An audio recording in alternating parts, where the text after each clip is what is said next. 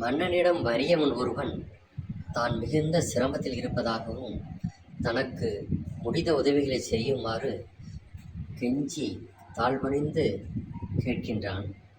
அதற்கு மன்னன் இந்த அரண்மனையின் அருகே உள்ள குளிர்ந்த நீரில் உன்னால் விடியும் வரை நிற்க முடியுமா என்று கேட்கிறார்.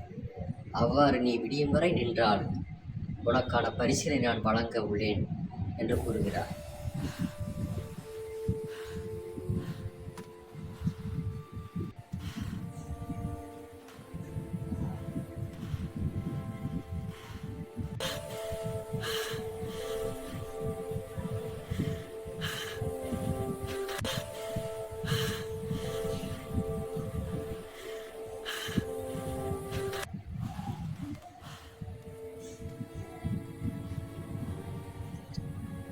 அந்த வறியவனும் அருகில் இருந்த விளக்கொலியை பார்த்த வண்ணம் விடியும் வரை நின்றான்.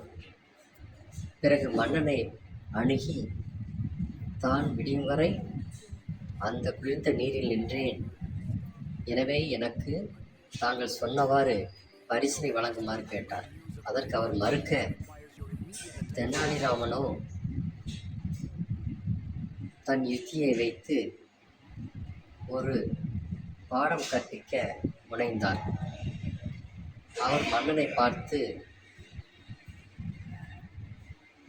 மன்னா, நான் பருப்பு வேக ஒரு யுத்தியை கையாண்டுள்ளேன் என்று கூறி அதற்கான வழியை செய்யலாம் என்று அரண்மனை அருகில் இருந்த இடத்திலிருந்து பருப்பை வேக வைக்க ஏற்பாடு செய்தார். அதை மன்னனிடம் கூறினார். மன்னன் பார்த்து ஆச்சரியப்பட்டார். எங்கிருக்கும் விளக்கு எப்படி இதற்கு வெப்பம் கொடுக்கும் என்று கேட்டார்.